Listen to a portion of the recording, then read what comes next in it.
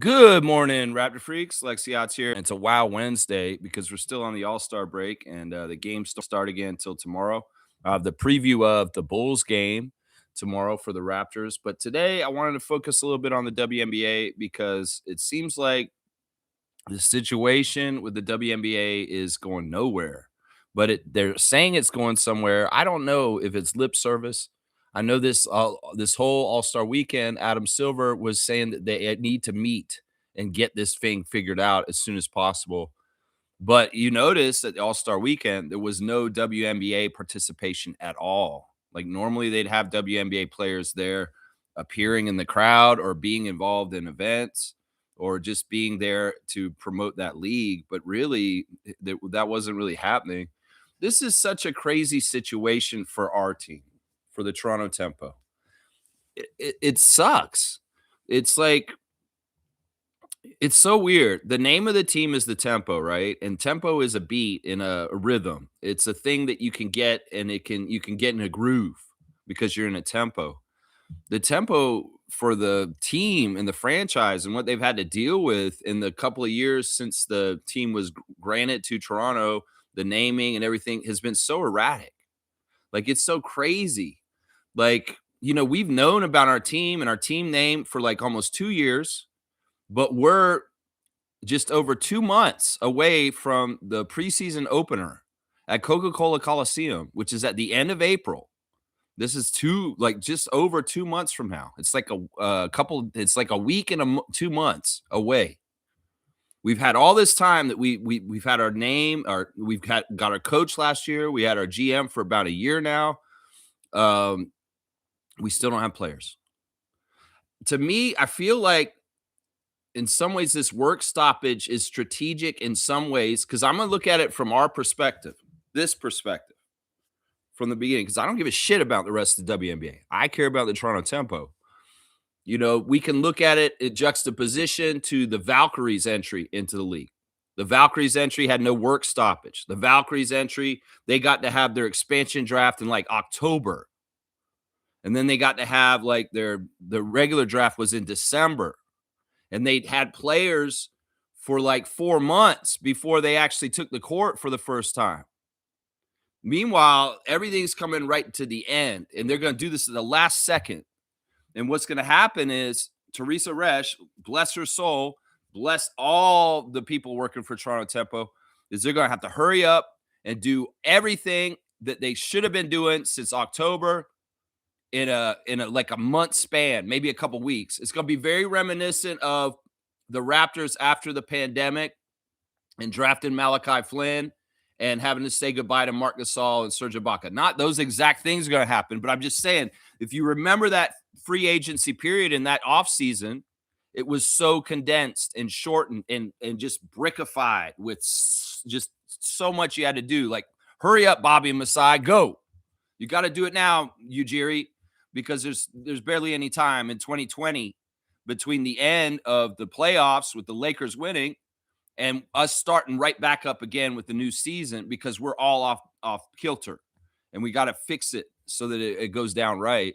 This is going to be a similar thing, except this is crazier because this is a franchise that's an inaugural season. They're trying to start out. In some ways, I want to think about how this could be an advantage. I don't know. Maybe the enthusiasm and the excitement of being a Toronto Tempo player, and well, you go right on out and play. Maybe that'll give us some energy and buoy us into wins because of that. Anybody who wants to expect things for the Toronto Tempo this year to be similar to Golden State Valkyries last year, hold your breath. It's going to be tough. There's a lot of different reasons why. Portland Fire is one of them. And then the fact of what I just talked about, that the Valkyries had a nice runway to run in. We should have came in that year. Ed Rogers III, you really messed that up. And it seems like in some ways, if I really Windurst this, there's certain owners of teams. Well, I guess it isn't James Dolan because Joe Tsai owns the Liberty, right? He doesn't own the WNBA team. James Dolan doesn't. He doesn't own the New York Liberty. I believe the Brooklyn owner owns the Liberty. I was gonna say that could strategically be part of it. Although, didn't I hear that James Dolan was trying to say that he didn't want to, maybe I'm wrong. He voted against the Toronto getting a WNBA franchise. Like there was one person that voted against it in the league, and I think I heard that it was James Dolan. Could be some screwed up strategy, mess up negotiations with the players and the owners for as long as possible to mess up the Toronto tempo, like with their start, and also the Portland Fire. You know, this has got to be so nerve wracking and kind of annoying to Teresa Resch to have this work stoppage be right at the beginning of her franchise's inaugural season. You know, they're trying to test the waters. They talk to the players, the WNBA players, about what they think's going on and what they think's going to happen. And there could be a strike, y'all. They voted last fall that if they don't like the negotiations, that they will strike this year. So what's that going to look like? The tempo don't even get to start right away because this is just a strike season.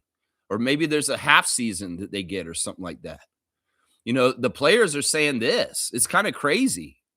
They don't care if they get the money from WNBA this year. And I'm not saying that because I'm trying to make them look bad. There's reasons why. Because in some ways they want to have bargaining power and they want to get paid fairly. And some of them, because the WNBA pays so bad, don't rely on it for their money. So they're daring enough to strike. It won't hurt some of the people. It will hurt some of them, but it won't hurt a lot of them because they have endorsements. Some of them were making NIL from college. Some of them already are like really smart money people, and they've got their money set up so that they could weather striking this year. And, they also, like, as they keep saying, it's like, it's not like they're paying us so much that this is going to hurt us in some ways. That's how bad the pay is in the WNBA. NBA players are making millions of dollars. They're making like $100,000 a year in the WNBA. So they're kind of like, well, I've already got my shoe deal. I make this check from Unrivaled. Yeah, WNBA. In some ways, the owners don't have as much bargaining power because of that. Because of these other women's leagues, they actually really give a lot of power to them. Because of the international play that the women go and play in other places, like Breanna Stewart just went to Germany. It's such a crazy situation. The owners are not valuing the women of the WNBA correctly. They are trying to get away with some crap. And in some ways, one of the big issues is this: housing for the players. The WNBA players play a shorter season than the NBA players. And a lot of them don't want to live in their team city. Like they don't want to buy a house think about it. If you're only making $150,000 and you got to go to Seattle to play for the Storm, but you live in Florida, are you going to go buy a mortgage? Are you going to go buy a place for you to live with your family during the season? No. So one of the big sticking points in the labor negotiations is housing. The players have gotten this already, where the team will pay for them to have a condo or an apartment to be able to live in the market for just the time of the season, and they don't have to actually buy a house. That seems reasonable, right? Considering the WNBA season goes from May till October or something like that. They don't want to have to pay for a house year round, especially if it's a market or a city they don't want to live in, or they live somewhere else already and they're all set up. The other thing is they get traded. They move around. There's player movement. So why the fuck would they buy a house where they could get moved all of a sudden real fast? So one of the things the owners are trying to do, a fast one, they're trying to take that housing clause out of there so that they're not on the hook for the housing for their players during the season. It's just shady shit, man. Like I've heard in the next negotiation, the thing that the players sent back to the owners just recently, that they conceded percentage points of the profits as in good faith of trying to fix negotiations. that the players originally wanted 31% of the profits. Remember, the players get 50% in the NBA. The players want 31% of the profits originally, and now they've dropped it down to 27 and a half. So like they're trying to work with them, but there's certain sticking things that they really do want. And housing's a big, huge issue in this whole WNBA negotiation, because that makes sense, right? What I just said. If you're going to play for this team, like think about Kia Nurse, Canada's Kia Nurse. She's played for 3 different teams the last 3 summers. She going to buy a house in LA? She going to buy a house in Seattle? She going to buy a house in Chicago? No. So it's like the WNBA, if they can put her up in a condo for the time when she's running around and playing with them, that'd be good. Some people try to make it sound like they're spoiled and they want more than they're worth. That's not true. There's a lot of dumb people out there that just think women's sports doesn't make any money and think that they're actually subsidized by the NBA. To a degree, the NBA has helped the WNBA over the years, yes, but they are getting it out of the black and out of the red and into the black. And there is real money there. And part of it is just like with the NBA, it's the TV contracts. The TV contracts for WNBA have gone up, and that's where the money goes up. It comes from people like Peacock and Amazon and all that. And that's where you set the tone for paying the NBA players. Well, they should set the tone for paying the WNBA players from the programming money that they get paid for the TV contracts. So they just want their fair share. And honestly, this is indicative of a lot of ugly things. It's indicative of, patriarchy as far as women shouldn't be paid the same as men.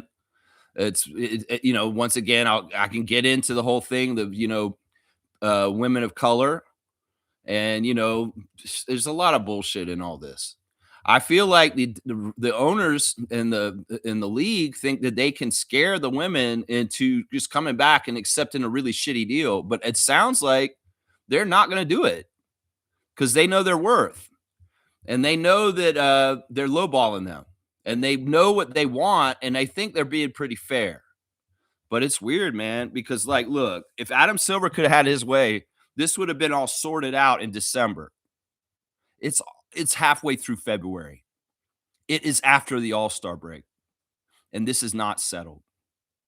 So even though we've got a penciled in date at the end of April for a preseason game for the Toronto Tempo versus the Washington Mystics, it don't mean that game's going to happen if the women decide to strike.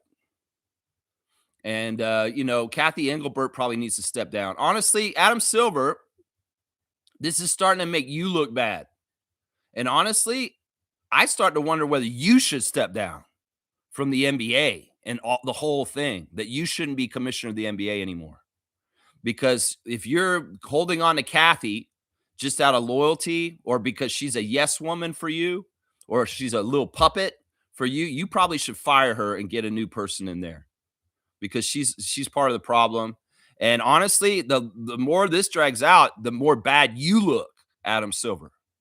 I mean, what is the alternative? What are y'all trying to do? Are y'all trying to kill the WNBA?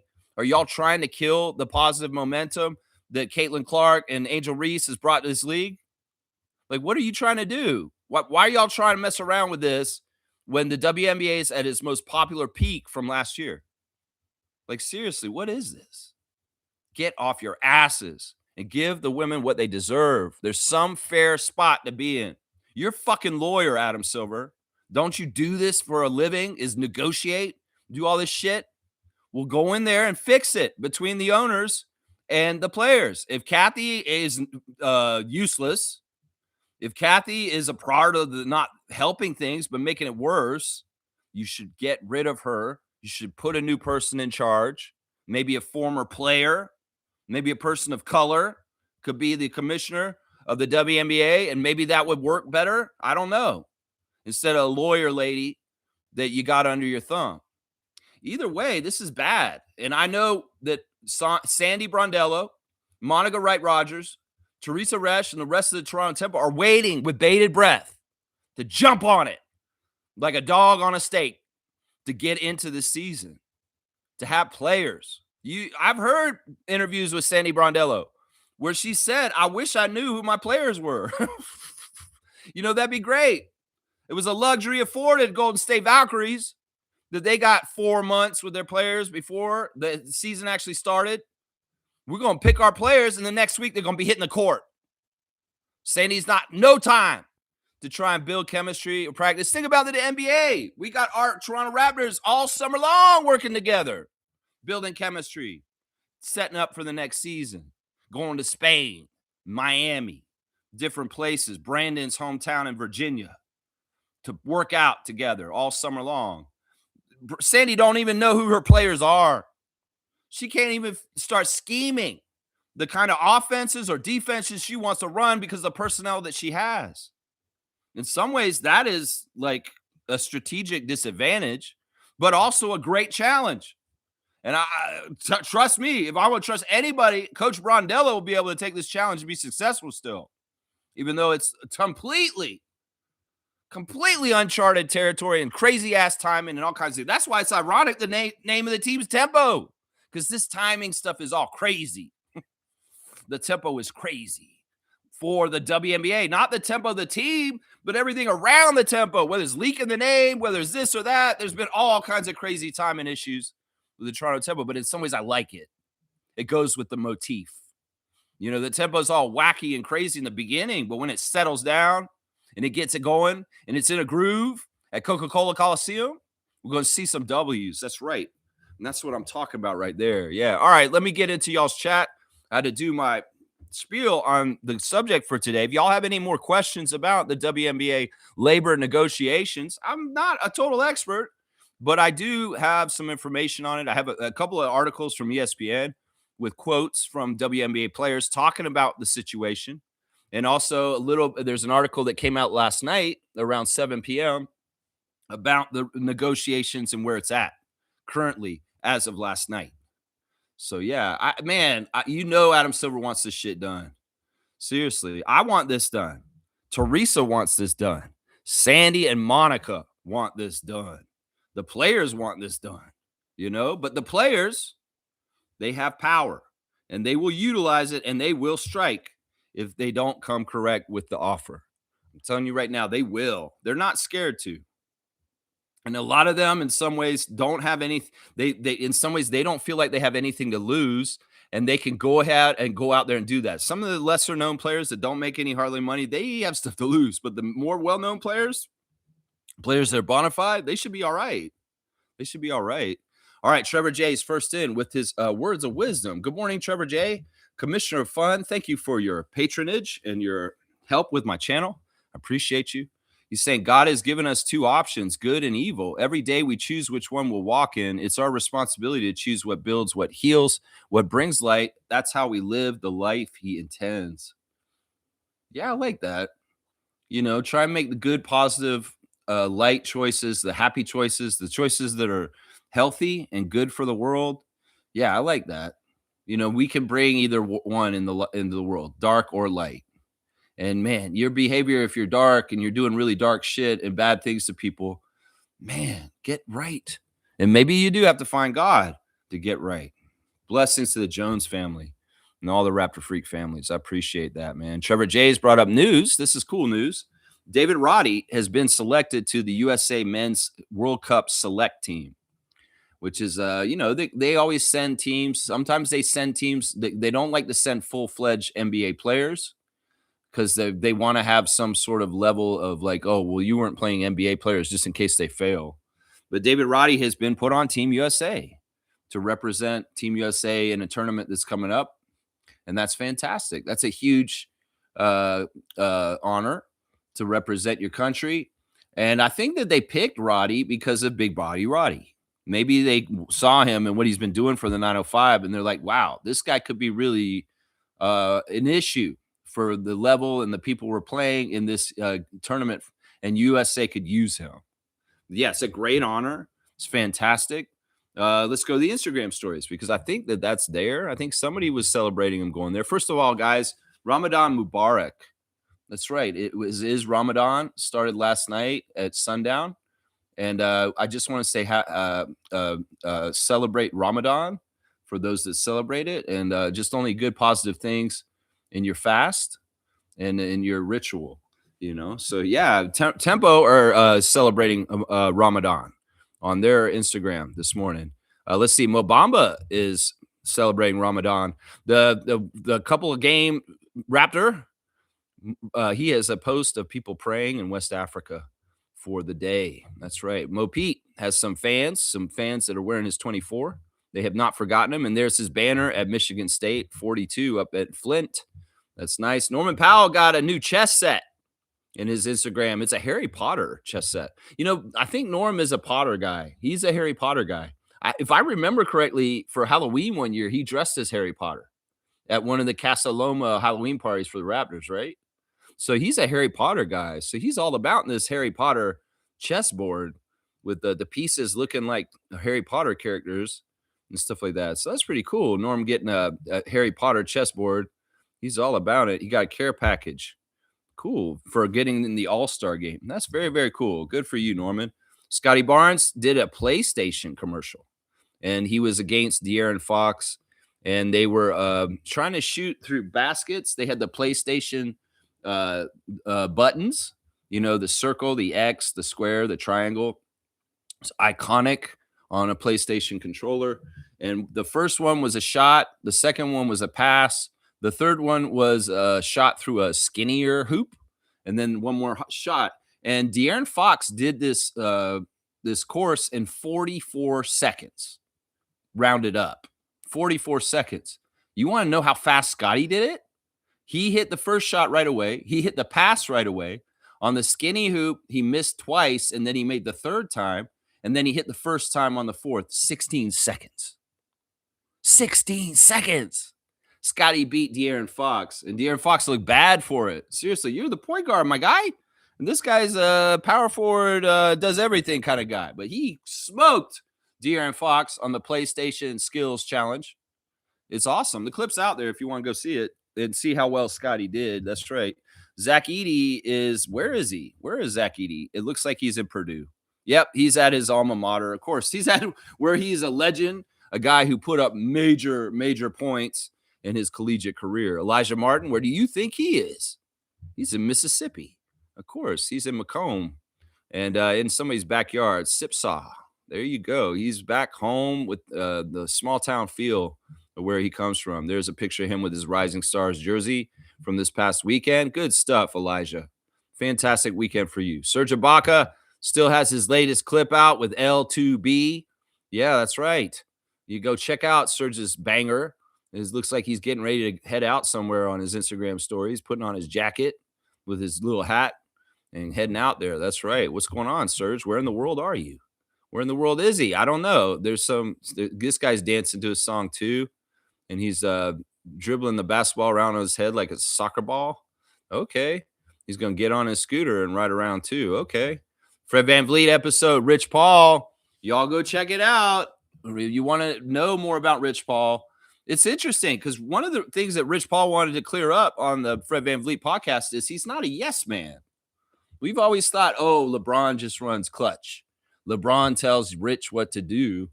And Rich Paul made it very clear in the interview that he's not a yes man to LeBron. In fact, he tells LeBron shit all the time that he doesn't want to hear. It was very interesting. He said, in fact, this is why LeBron likes me. It's just you have to have tact and you have to be able to, because if I'm with a client, I want to be the best person I can be to serve the client.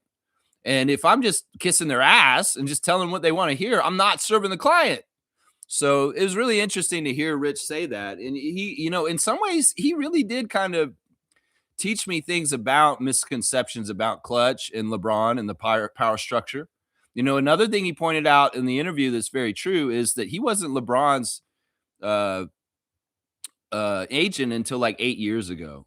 Like he has not been LeBron's agent his whole career. He had to go and do all the other things that he did. And then he came around and became his agent at some point. So, yeah, you can check this interview out. Seriously, in some ways, it's not very heavy with NBA or Raptors content, but it has a lot to do with Rich Paul and who he is and how he became so successful. It's a very, very interesting thing. There's Fred and Fred Jr. doing push-ups. Fred is rehabbing. And Fred is trying to get back. Look at Fred Jr. doing the pull play, more play. That's right. Go on then, Fred Jr. Man, he's getting too big. As I gauge the age of Fred VanVleet Jr., I gauge the age of our championship. Y'all, go get your Lunar New Year jerseys from the Raptors 905. The Fire Horse jersey is the time to wear it because it was New Year's yesterday. So, yeah, go get your Lunar New Year 905 jerseys. That Fire Horse is fire. Fire. That's right. It is fire. There it is, 905. Celebrating USA Basketball World Cup quarter qualifying team, David Roddy. David Roddy's been selected to USA Men's World Cup qualifying team. Fantastic.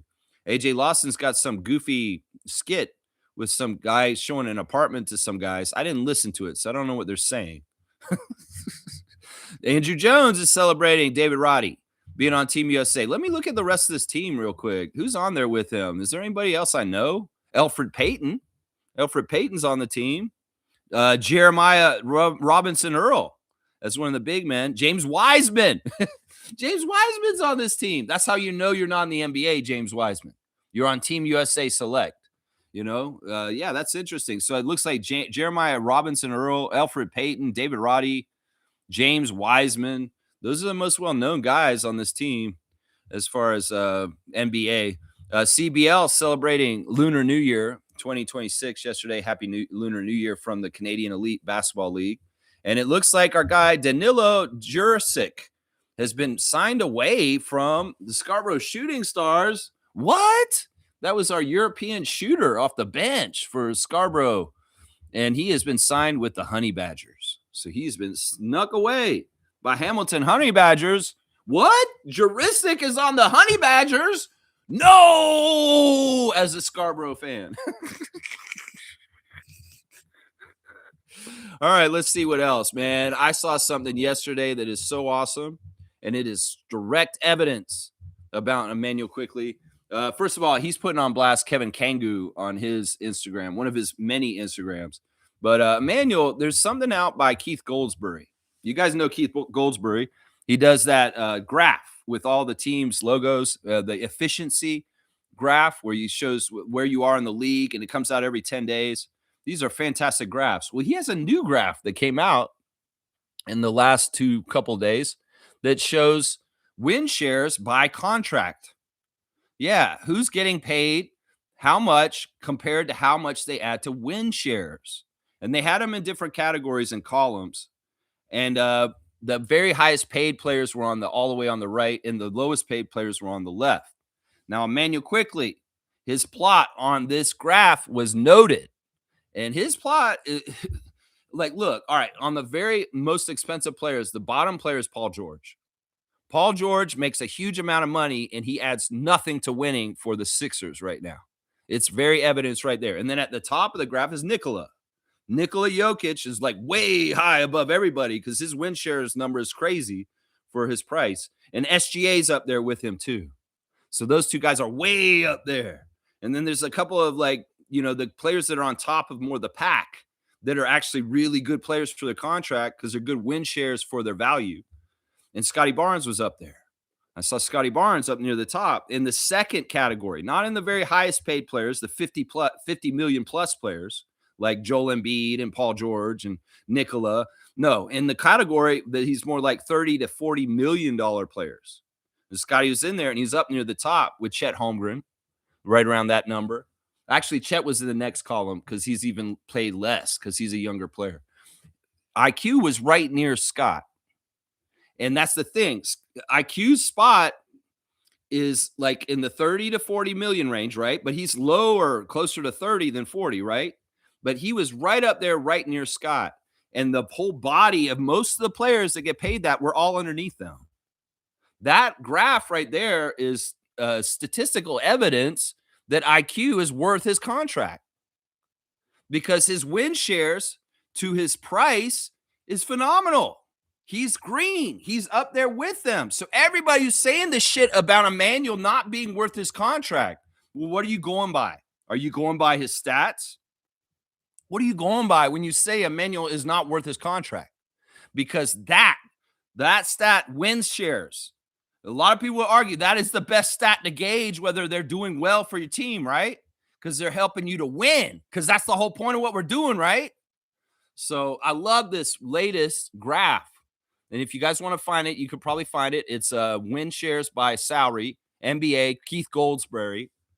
You can find it and you can look at it yourself. I could try and find it and put a link to it in the chat, in the comments after this show, if you want to see it. And IQ is very clearly marked, and he's in the higher range of being worth his contract. Let's just put it that way. So, yeah, it's very interesting. I love this kind of evidence because it's good to have information and evidence and proof to fight against stupid narratives that people are out there doing. You know what I'm saying? If somebody brings something up that came out yesterday, I will go off on that too, because I've had to do something sad yesterday. Very, very sad that I didn't want to do, but I have to because it's my principles. And that is I unfollowed Stunted Growth.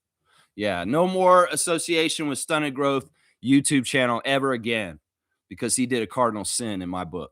That's right. Trevor J saying Tracy McGrady, his pick is Scotty for Defensive Player of the Year. There's a new article on ESPN this morning that talks about the rest of the season and what are the biggest storylines and who are in the awards races. And they do have the Defensive Player of the Year category, and they've got Victor as the front runner. But, you know, in some ways, Victor could be limited by not making the games that he's supposed to. If he misses more games, he's already missed some games. He could miss the threshold and not be eligible to be the Defensive Player of the Year because of the 65 game rule. Chet Holmgren is second on that list for being the Defensive Player of the Year, but Scotty is mentioned in the little blurb that Scotty Barnes could be considered a candidate for Defensive Player of the Year also. So I'll take that. They wouldn't even put him in the article last year. Well, this year he's getting mentioned as another possible candidate for Defensive Player of the Year. So that is something that is pretty good. I would say that. At least he's getting some mention in there. He's not one of the top two candidates, but he is in the next few as far as ESPN sees it. So that's pretty good. I like Tracy McGrady saying that. Thank you, Tracy, as a former Raptor. That's right. Superfan Monique Lawrence is here. What a blessing. I appreciate Superfan Mo being here this morning. Good morning, Raptor Freak crew. This topic is wild to me. Hopefully they figure something out soon enough. I know. It's driving me nuts. You guys see my beautiful Toronto Tempo hoodie that I'm wearing here. It's so awesome, man. I can't wait to wear this summer all the time on the show when I'm covering the team, but I don't know when they're going to play. And in some ways, this needs to get fixed ASAP. It should have been fixed months ago. You know what? This is the challenge. Well, Teresa, Sandy, and Monica want a challenge. And either way, you know what? We're going to go into this and we're going to get this done on whatever timeline it's going to be. You know, Tempo got to get their season going. They got to become Canada's WNBA team. And we're getting there. We're going to get there. I know, Mo. I have faith.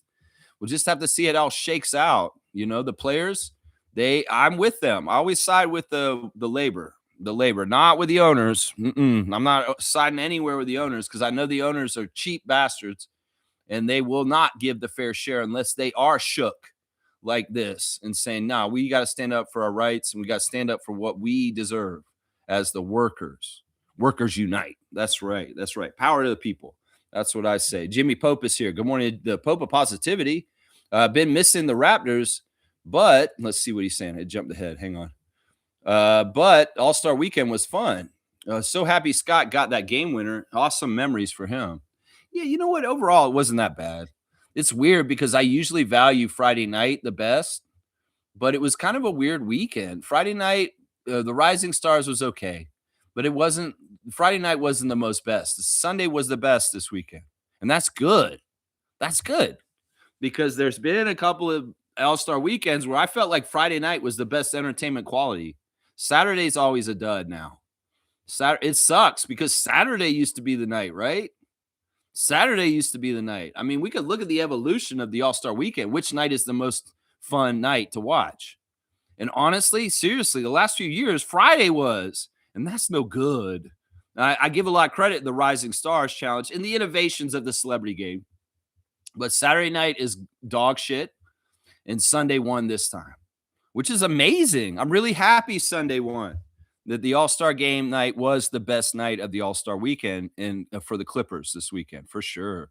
Yeah, and it was great for Scott to get that game winner. and just add to his resume and his legend of moments. That's right. He got a hug with Maxie somewhere in there. I know he did. He said it's our thing, Tyrese. We're gonna hug from now on forever. Maxie's like, no, at first, but then he's like, okay, I guess it is our thing, Scotty. He's kind of given up on fighting against it. It's a very Pepe Le Pew kind of relationship with the cat kind of thing going on there with Scotty and Tyrese Maxey. Oh, but come here for a hug. And he's like, no, I don't want you. The old Warner Brothers Looney Tunes cartoon. Seymour's here. Good morning, Seymour Pape. Seeing more Pape out in Calgary, Alberta, Canada. DeAndre Ayton, what the fuck are you thinking? Laugh out loud. Your dumbass got locked up in a foreign country over the All-Star break. Laugh out loud. Dumbest hooper ever. Man, I can't fault this man. I know what he did. This shouldn't even be a crime in today's day and age. Seriously. I mean, I get it. I've heard some of the strictest rules about traveling in and out of a country, Jamaica, with cannabis. It can be tough, man. You don't want to deal with these islands and cannabis. But DeAndre Ayton plays for Bahamas, right? He's on the Bahaman national men's basketball team, right? Doesn't he? Isn't he like a celebrity there? Shouldn't he be getting like extra preferential treatment because he's the center and the best player for the men's basketball team? But nah, he's coming out of Bahamas, the end of his All-Star break. He gets caught with a dime bag. Not even like a big bag or anything. It's not like this man has a whole bunch of marijuana on him. It's not like he's trafficking. No, he has his personal use marijuana on him, and he gets caught in the airport with it, and he gets detained. Laker problems. In some ways, I'm on his side as a cannabis advocate. That he could have that for medicinal purposes. He plays the NBA. He has joint problems. He wants to cool his pain. And that's what it is. In some ways, we need to get more progressive and on top of cannabis awareness and not, making it such a crime or thing like that. It shouldn't be criminalized. It's a naturally occurring plant that's been on our earth forever, and people have utilized it way before laws were enacted. It's like, oh, you just made this shit up about this plant, and now you're going to put this guy in a holding cell. That's messed up. I stand with DeAndre. Free DeAndre Ayton. See, we're saying touchy subject. I'm staying out of this one. Okay, all right. You don't want to talk about the cannabis? You don't want to talk about the cannabis? I'll talk about the cannabis. I've cannabis marched for decades down in Florida. It's kind of dangerous to do it down there because it's very anti-drug state. But yeah, I'd be out there in front of the state capitol in Tallahassee, standing up for cannabis and marijuana rights. Yeah, that's something I've done since the 90s. So I stand for you, DeAndre Ayton. I stand for you. Fiercey's here. Good morning to MJ. Good morning, fam, and happy Wednesday. Happy Wednesday. Wow. DeAndre Ayton got arrested. Wow. It's a wow Wednesday. That's right. Wow. Seymour's saying hi to Fiercey, and at some point, y'all will realize the states don't give 2, 3, 4, 5 fucks about us. Just my opinion. No, we know that. But what is this in context to? People in the United States do care about us. They're ordinary citizens of the United States care about Canada. They like Canada. They want Canada to stay Canada. They don't like all this bullshit, just like we don't like it up here. The Trump's been spouting off about Greenland and Canada and other places around the world. No, they're embarrassed by their president. It depends on who you're saying when you say the states don't care, because a lot of people do care in the states. Trust me. It's just that they're the people and they're not the leadership. That's the problem right there. G's saying congratulations to Big Body Roddy. What a great year for him, man. Fantastic year with the 905 of winning with Andrew Jones and the crew. And now you're on Team USA Select. Good job, David Roddy. That's right. Getting that stuff done. That's right. Whoop-de-doo. Whoop-de-doo. I don't even know what you're talking about. G's saying apparently they are close to a deal, but apparently Breanna Stewart joined a European league, so not sure if they actually are close. Yeah, I've heard all kinds of different stuff. This is the thing. The players came to the owners with a deal in December, And for 6 weeks, they didn't hear anything about the deal, whether they even got it or how they felt about it or nothing. Nothing. No negotiations. The owners were trying to scare them and trying to get them, oh, they're not saying anything. We should just take the deal. This is what's going on right here. It's really negotiating and strong arming positions and trying to intimidate the players by inactively making them wait and be patient. And then, like at the last second, they hope that they'll just concede and take their offer. That's the crazy thing. In some ways, like I said, the players got her back from the owners finally, like a couple weeks ago, and they had seen their offer and it's no good.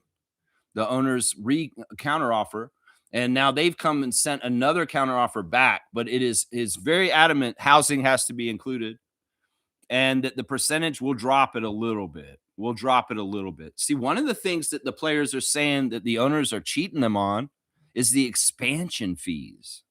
They're not factoring in the league income from Toronto and Portland paying. I don't know how much money Larry Tannenbaum and the owners are paying the WNBA to enter the league as an expansion team. This is one of the things you guys don't realize. You have to pay money to join the league. And it could very well be Larry's giving them $5 million for the Tempo to be in the league. That money could be a part of it. Not the players are saying they're not including those amounts that the league's getting from the expansion teams into the money, the figures that they're using for how they're calculating things. And that's where they're cheapening them out or something like that. I don't know, man. It's interesting. It's interesting. I'm trying to learn a bit more about the whole situation. Yeah. I don't know if this thing with Brianna going to Germany is actually something that's going to butt up with the season. It's something where I think she can get away with playing it in the next month or so, and she'd still get back in time to play for WNBA. So I don't think this is totally a sign that it's not going well that she took this. Fiercely saying Scotty over Fox. That's right. That's right. Scotty Barnes over De'Aaron Fox. That's for sure. Seymour saying, I need that World All-Star Norman jersey, Jamaica patch on the back. Yeah. Yeah, that's cool as hell, man. Seriously. Yeah, Powell, All-Star, World All-Star, Jamaican flag on the back. And the flags on the All-Star jerseys this weekend were the normal smaller, like tag size in the middle. They were actually good size. They were good size. Flags on the back of those jerseys. Yeah, yeah. Fiercely saying that was beautiful to watch. I'm side-eyeing Fox since he shaded Pascal for his All-Star appearance despite Pacers' record. Yeah, I don't understand why De'Aaron Fox was on the All-Star team. I mean, I guess they were saying, well, the Spurs need a second All-Star because of how high they are in the standings. So they put him in there. But I don't even know if I would have picked him as the second best All-Star on the Spurs. Man, Steph Castle's probably there already. Like, seriously. You know, not Dylan Harper's not going to get it in his first year as a rookie. But I'm telling you right now, De'Aaron Fox is a questionable All-Star to me. He was the first time he made it too.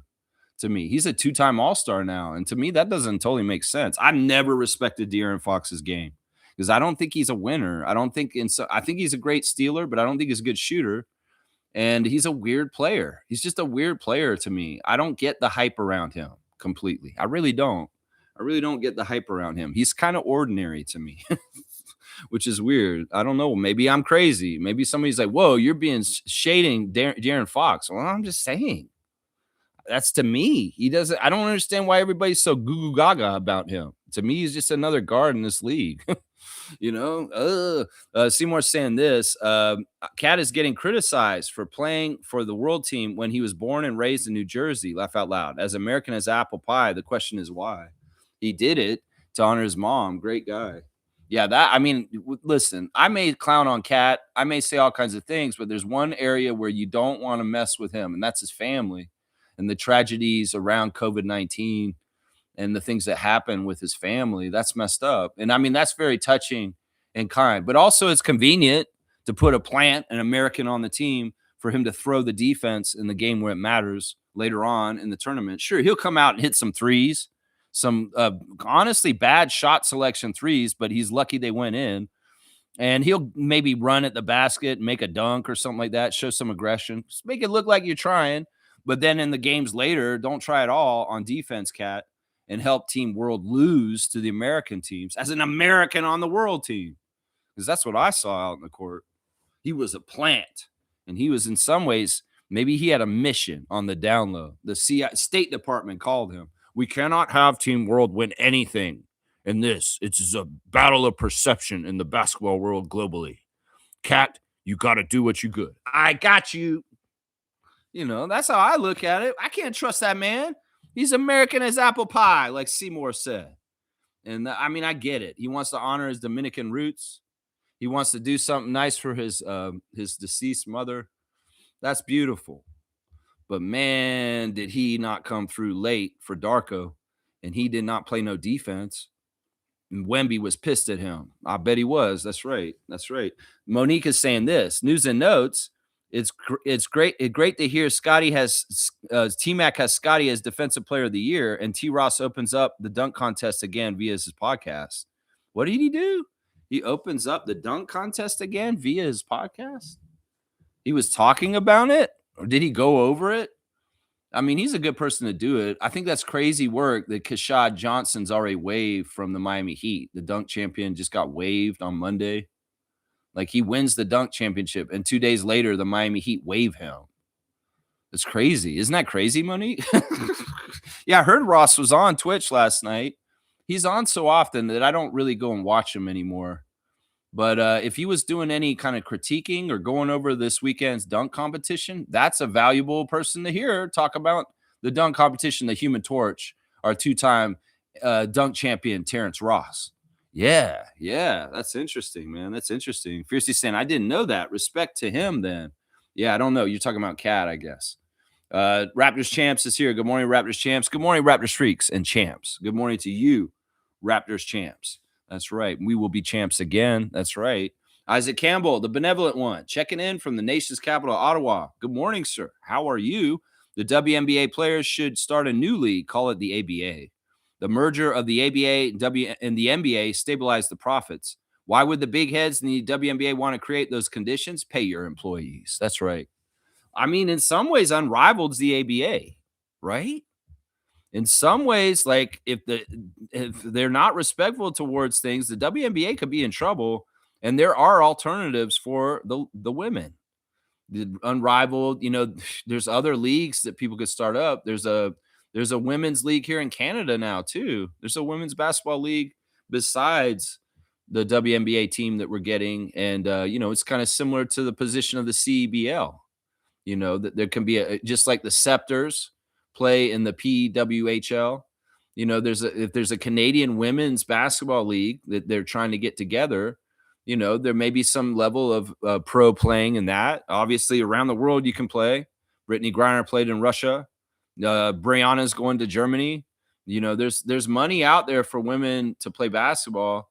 It's just that the WNBA don't want to pay them, and they want to be the top league in the world for women's basketball. You better pay the top talent, is what I'm saying, and stop being stingy.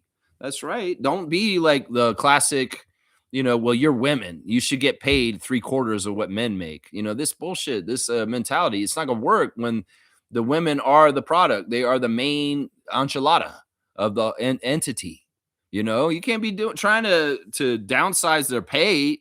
You know, obviously they're not going to get paid the same as the NBA players, but in some ways they're in totally different places. And in some ways they should get similar stuff on the level they're at to the NBA players. I would say, you know, the percentages should be shared correctly. They should be shared correctly. Shaq Lindsay's here. Good morning, Shaq Lindsay, man. Thank you for supporting the channel, man. It's been a bit. Good to see you, man. Tanking is a real deal. We got mad at the players for missing games, but our anger should be pointed at these GMs for tanking like Mark Cuban. It's hypocritical for the NBA to charge players betting on themselves by throwing games, but shouldn't these GMs be thrown in jail for doing just the same?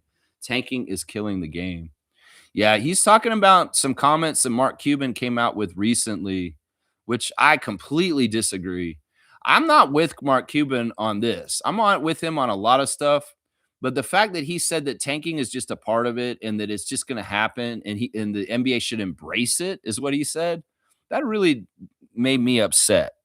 You know, he said that they tanked to get Luka and that it's just a strategy and it's a real thing and people are using it and it's just how it is, and that he's mad at the league as an owner or a former owner that they're getting finding the teams like Utah and in Indiana recently for sitting people and stuff like that. Nah, Mark, you're on the wrong side of this because in some ways you're looking at this from the business aspect. Because he said, well, you know what, fans don't care about the game; they just care about the experience. They want to go to an NBA game with their family and or their friends and just enjoy the time and have a memory, and in some ways, it doesn't even really matter if Luca and LeBron play or which team wins. That's his attitude about this. Well, you don't know Raptor Freak then, Mark Cuban. These are casual fans. These are Bay Street buddies that just come down after work and sit in their shirts with no ties and watch the game after work. They don't give a shit. They're hobnobbing. But there are real fans that care about the team and wanting to win. And they completely disagree with you on your take, Mark Cuban. Yeah, yeah. I don't want to be a fan of a league where most of the fans are the fans he described because there's no passion in it. In some ways, you're just cattling humans into your arena doors to make money off them, and it's not ever about the connection of the fans to the team. That's what I'm saying. So, man, you're so off on this, bro. In some ways, you're looking at it as a businessman from a business model, and you're not looking at what basketball is supposed to be and what it is. You're taking all the good stuff out, and you're just thinking about money. So, yeah, disrespectful comments, and I just think disrespectful to the gods of basketball and the way basketball should be. Mark Cuban's takes right now. Yeah, that's not right, man. And in some ways, you know what, Mark Cuban? You talk like that and you act like that. Well, your beloved Mavericks, they get what they get. Let's just put it that way. They get what they get. No, I'm fully for Adam Silver punishing the teams like he has to try and stop this because I'm with Shaq Lindsay. Tanking is wrong and it's bad for the league.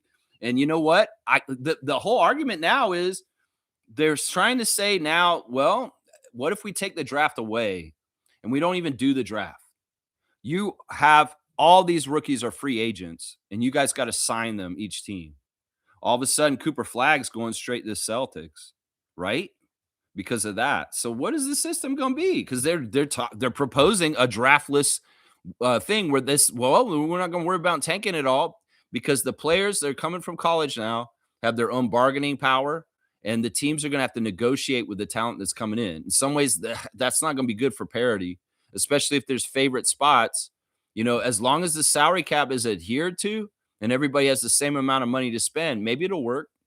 But it's a weird, interesting situation. It's like, what if you have like 5 top prospects and they want to be on one singular NBA team, and all of a sudden, you know, one team has got 3 top 5 picks because they were able to manage it in their cap on their team because of a free agency system instead of a draft system.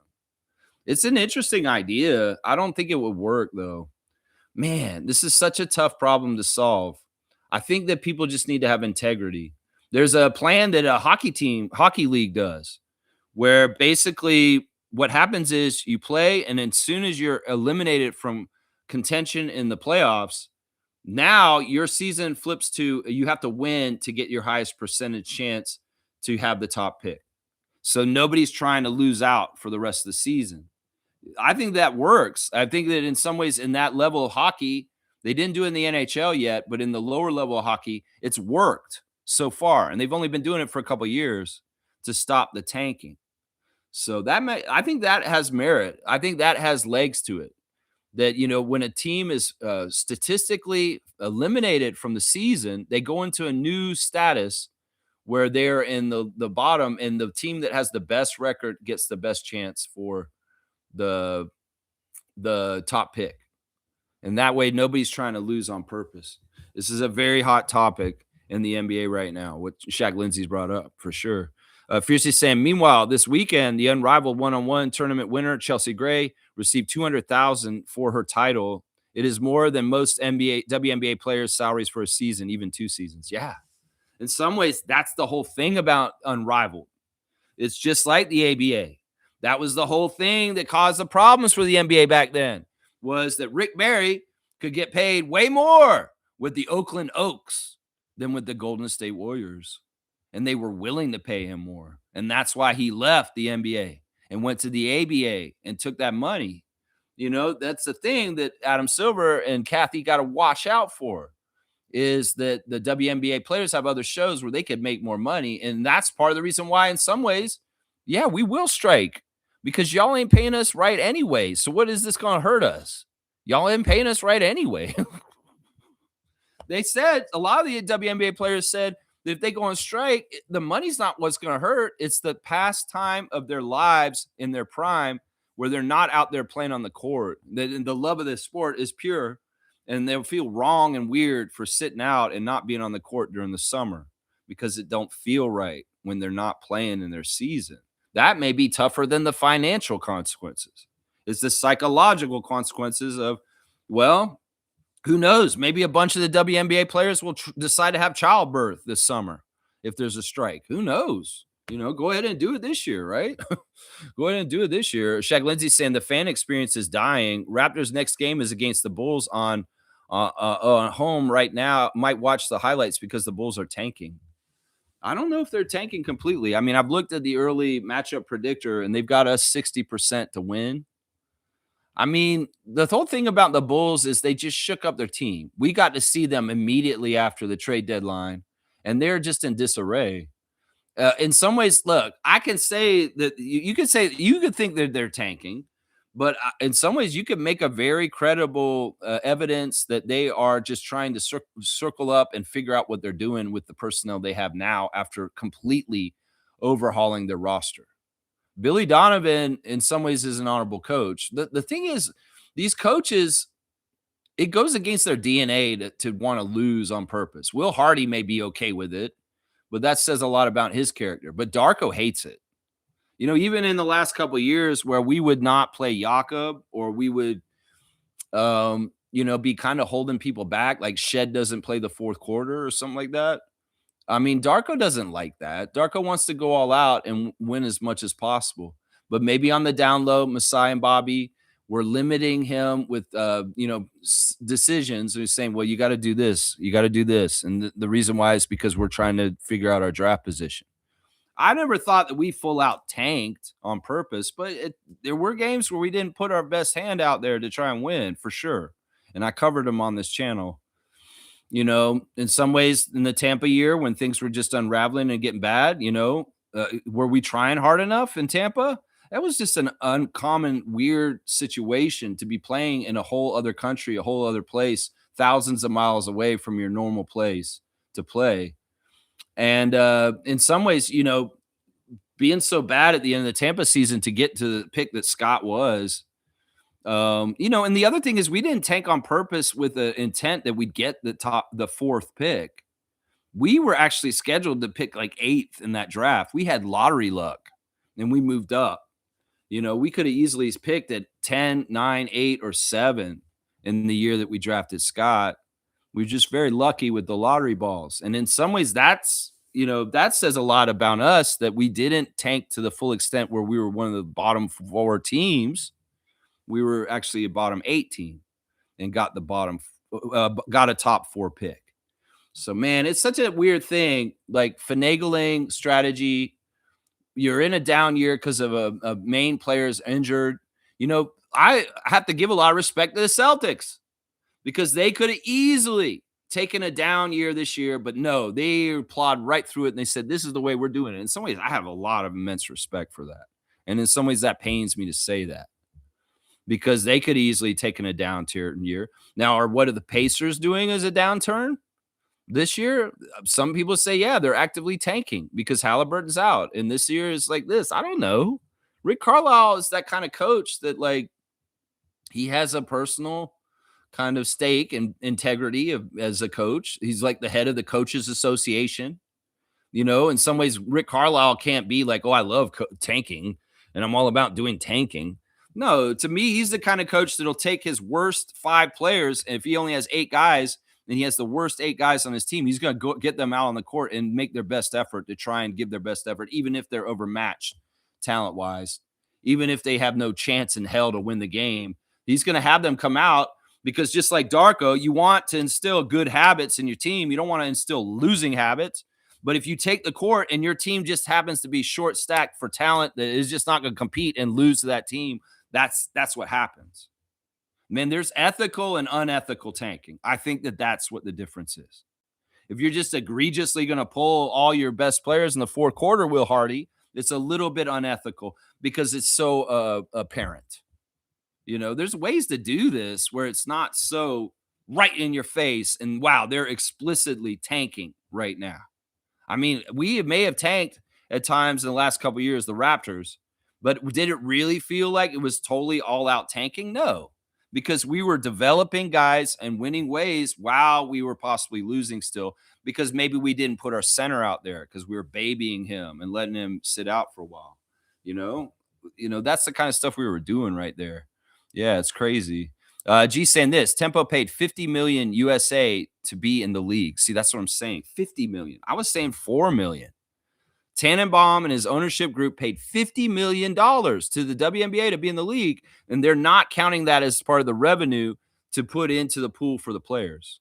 That's a huge chunk, considering how much. And if they had to pay 50 million, Portland paid 50 million too. So that's $100 million. That's $100 million right there. That's right. It's reported 50 to 115 million as an expansion fee. Portland reportedly paid 125 million. See, that's crazy. That's a lot of money. And those players want their share of that money too. What does that money just go? Spread out to all the owners and they just get an extra dividend or something like that? Cool Cat's here. Good morning to the coach. Cool Cat. Good morning, Raptor Freak crew. Good morning to you. Fiercey saying this next in her chat. Let's see.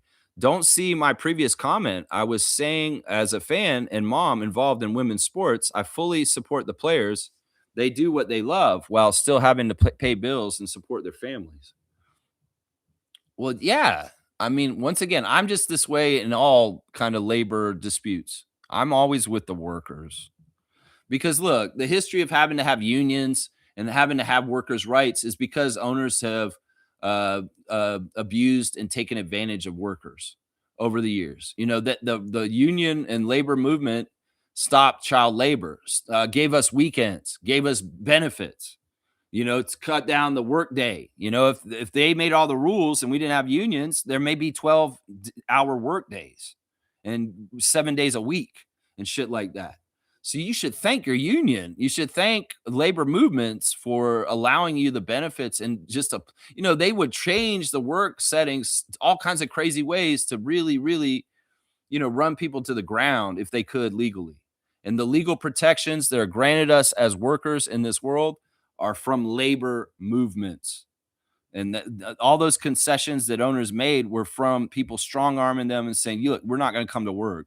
And a general strike will hurt things. Trust me.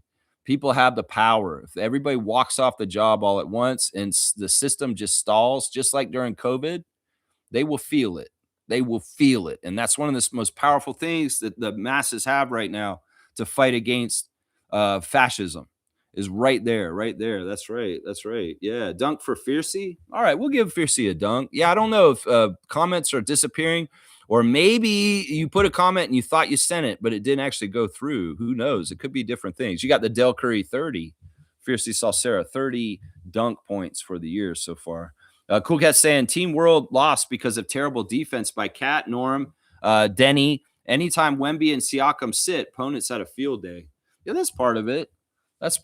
There was also, they faced them in the important game against the wall.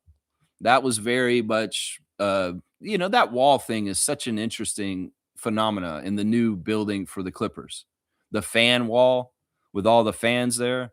Well, they had the world scoring towards that direction, and all the free throws are tougher going that direction. It is a really interesting advantage for that home arena for the Clippers. It's a very, very interesting advantage. And well, in some ways you can kind of, help a team or hurt a team in a game where there's no quarters, where they go halftime and, you switch sides. The stripes got to score against no wall, and the world had to score against the fan wall in the important game at the end there. Yeah. And not only that, Kawhi was going off.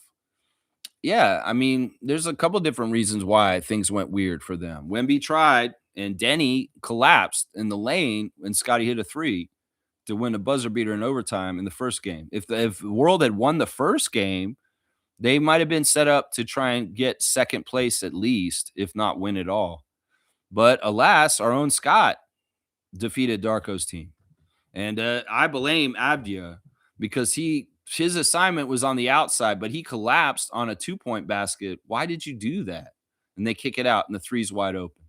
They needed 3 points to win. It's just dumb IQ. It's just really stupid basketball sense. Like I don't have any respect for that guy. He's an idiot. He's a dumbass. Really, really bad. Smooth saying this. Yep, Americans playing for Team World. Norman and Carl Anthony Towns. Yeah, right. I trust Norman. You know, a man who played his beginning of his career in Toronto and has an international feeling, understands Canada, won a championship for the Toronto for Canada's team. I trust Norman because in some ways I get it. He's a seasoned worldly person. And I don't think that Norman Powell's a xenophobe in any kind of way, you know. Now, Cat, I mean, I don't totally trust him. He's from New York or from New Jersey, and he's you know, I don't know. He's goofy. He's goofy. He's a goofy guy. Shaq Lindsay saying this: get rid of the lottery system where the worst team gets the top pick. Make it so that it's even 1 through 14. That is one of the plans that's possible. Is that they flatten out the odds to get the top pick from 1 through 14. You will see sometimes people like Cooper Flagg going to the team that's the 14th team, though. That's the big thing. If they have an even odd and you're in the middle of the pack and you get the number 1 pick, wow, that could be a real booster, you know? Yeah, I mean, there's no real easy, simple solutions. It's like, I think that the solutions for tanking and all these things that are happening is like a hybrid of different ideas that we're all talking about right now. You know, you know, maybe it's a hybrid of things right now. Yeah, I kind of like the whole hockey, the minor league hockey system for how they do it. But that's an interesting. Just flatten the chances and don't have a higher percentage for the worst team. That's one they're definitely talking about. Calois here. Good morning, Carlo JS. Morning, Lex and Freaks. I am curious. How would we fix the tanking situation? Well, we've been talking about that a lot right now. A lot about it right now. And a lot of people are talking about it right now. That's right. Adam Silver thinks that the tanking this year is the worst it's ever been. He's watching the league and he's like, wow, these teams are really not trying, these bottom of the teams.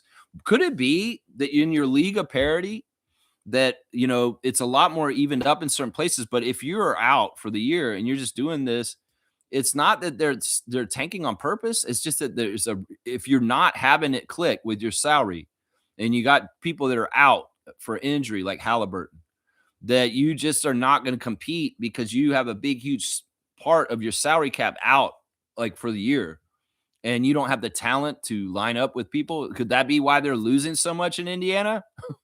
You know, in some ways, I mean, to me, tanking isn't losing all the time. Some people think tanking is losing all the time. There's different things here. You can be a bad team and lose all the time because you're just not as good as the other NBA teams. And that's not tanking. That's why I think that this whole idea of the word tanking is kind of convoluted and weird at this point. Some ways it's becoming synonymous with the word losing, but that's not the same thing. And people got to realize that. I think that we're in danger of like putting any losing out there as tanking. That's not healthy because you can't fix that. People are going to have to lose, right? There's going to be a certain amount of people winning at this side. There's going to be the inverse. The people that are losing on that side. And that's not necessarily tanking. That's top teams like Oklahoma City and Detroit beating bad teams. And they're just down there because they don't beat the teams that are above them. You know? I don't know if Sacramento's tanking or not. You think DeMar DeRozan's trying to waste his career in his last few years losing in Sacramento? No, that man's trying to win. So it's like there's a difference between losing and tanking. But some fans, some nephews, some people around here see losing and they say, oh, they're just tanking. No, maybe they just don't have a very good team. And they stack up and they get on the court and they lose that night. I'm just saying, you know, we can't let this become the same word, losing and tanking. because there is just pure losing in the league that has nothing to do with tanking, right? Right? And some people say, oh, but teams are going to have to lose, Adam Silver. Yeah, I hope that's not why you're looking at them and say, oh, they're tanking because they're losing. Maybe they're just losing. Seriously, man. Seriously. Reggie's saying this: you compromise the integrity of the game when you try to lose. It's not good. Yeah, but who's to say? Like, the way the Raptors did it was we short stacked our deck, right? If you don't have the talent to compete, you will often lose, right? So if we had certain guys out and they had injuries that were legit, we would have games where we were more likely to lose because our talent didn't stack up the way it should against the other team, right? And going from Tampa and the couple years after that, you could see some of these games at certain points near the end of the season where the Raptors are not having the best possible lineup out there. And maybe part of it's a load management. Oh, Emmanuel's got a little ankle tweak. He's out for 2 games. Or, Jakob is out for 2 months and we can't play a center because we don't have a center. And then boom, all of a sudden we're losing. Is that tanking? When the Raptors don't employ a center on their team, they have one center and he's sitting out. Were we trying to tank this year when Jakob was out for these months? But we kept winning. It's like, wait. That's what I'm saying. It can't be totally clear. And it's not exactly like losing equals tanking. That's the thing. This is a lot more complicated than this, right? Right. Chloe's saying tanking will get worse without the lottery. It's going to be a race to the bottom. Well, that's the thing. They wouldn't have the lottery because they wouldn't have a fucking draft. They just say all you college players are free agents. And NBA teams, you just go ahead and talk to them and sign them as you wish. It'll basically be like after the draft where everybody gets signed undrafted, like Justin Champagnie, Ron Harper Jr., and Chucky Hepburn. So it'd be like that. It's like basically we negotiate with all the different players. And, well, that may be good for the Raptors, considering we're a good development team and we have a good reputation for helping players get better and make money. Your franchise reputation may be the most important thing in this situation for young players to see, what? I seen what Fred VanVleet did. I seen what OG became. I seen what Norman Powell did. Toronto's a great place for me to start. So I'd like to sign with you guys as a free agent rookie because that's the system that it'll be. It'll be a free for all. And who knows? Maybe we actually do pretty good in this kind of free agency because young players know the reputation for Toronto to develop them. It's very interesting. Very, very interesting. Smooth saying, yeah, if it's all free agents, the rookies are going to the glamour teams. It's going to be worse.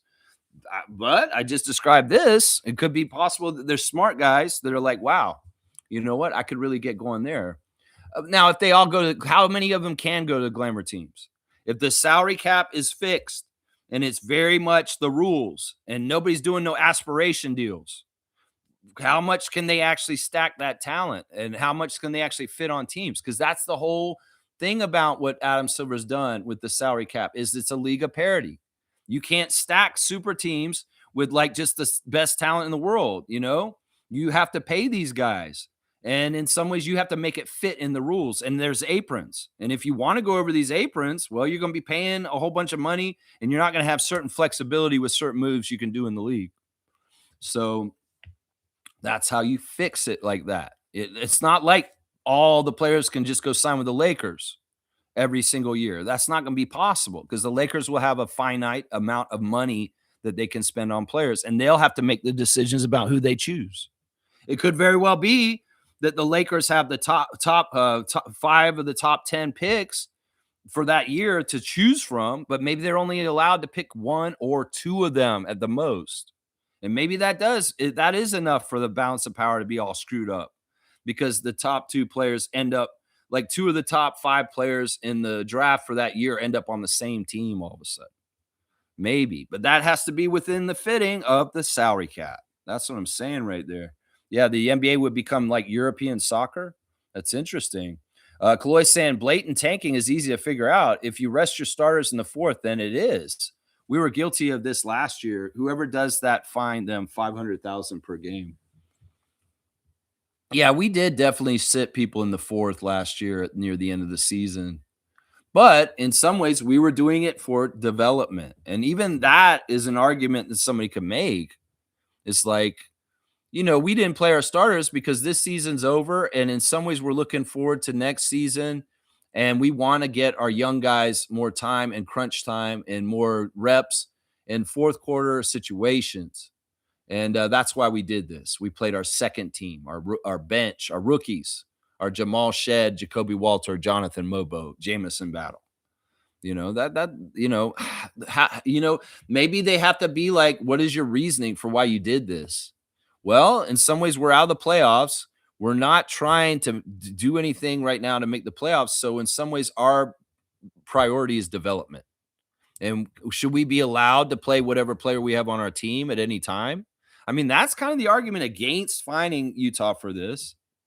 Is like Will Hardy could say, well, our season's not really going that well. We don't have a good record.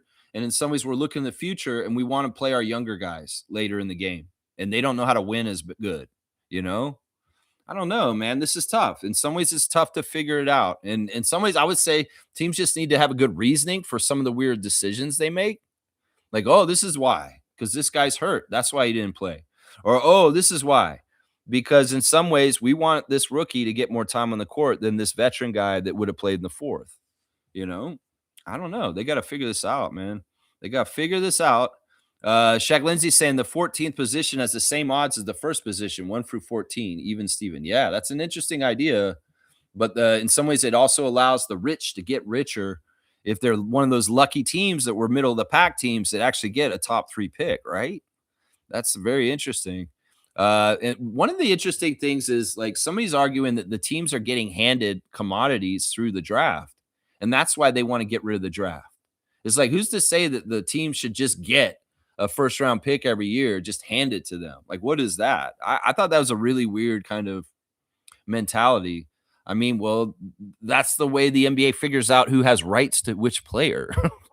it's like, why do they just get the players because of the draft? Like, that's a really weird kind of mindset to come at the whole thing and think about it that way.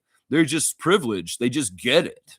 Like, yeah, because that's the system they've always used. It's like, Cool Cat saying dislike NBA Silver using Siakam as the face of tanking. He plays to win. Pacers are injured. He played with G League most minutes, back-to-back rest day after New York win is fine. Injury prevention is key. Yeah, I wasn't even sure about the situation with why the Pacers got fined. Was it because of that? Because Siakam sat out back-to-back the second day after that New York win? Yeah, see, that's what I'm saying. I don't think that they should just willy-nilly fine them. I think that's fascist.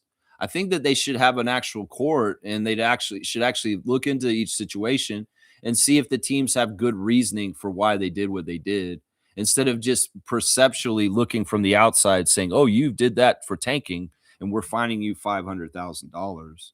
Maybe they need to actually have a case against them where they prove in evidence that a team maliciously tanked before they just start taking money from people, because I've never agreed with the fining in sports in general. I've always found fining athletes and teams by the leagues, unless it is very important like thing that they need to fine them for, the ticky-tack shit for like celebrations and some of this stuff is like overreach as far as I'm concerned. Some of it is overreach.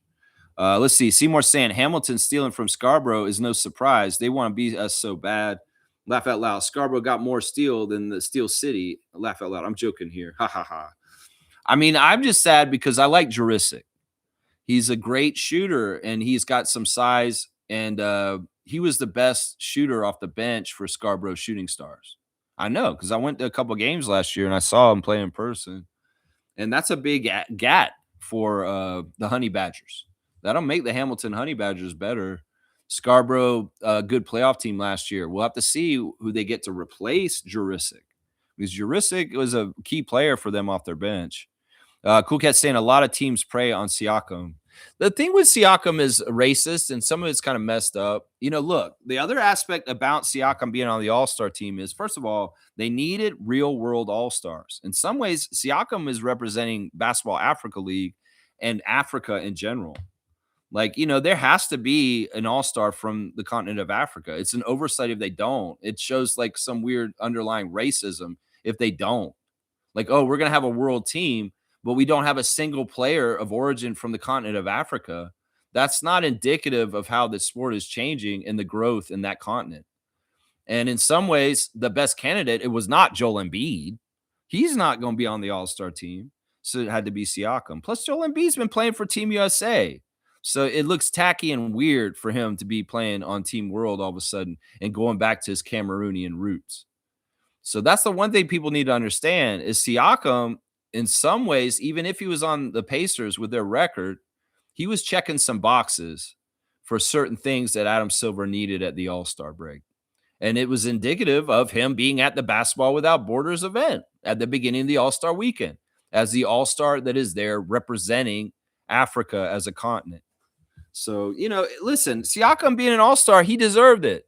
And some Raptors fans looking at his past stats on the Raptors, not making it with a better record on the Raptors, get over that too.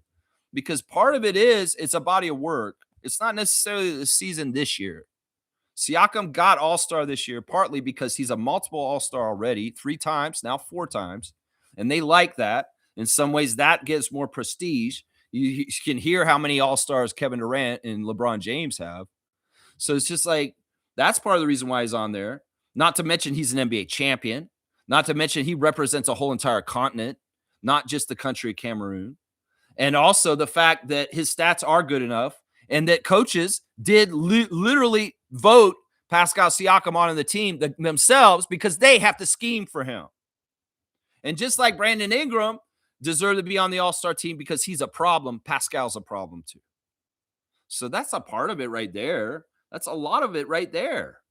And people in some ways there's people that have things against Toronto and Canada and the Raptors, and that part of Siakam and his success will get downgraded just partly for that. And there'll be people just talking shit and stupid shit partly because of that, because of a bias against the Raptors and Canada, and they don't like the Raptors championship.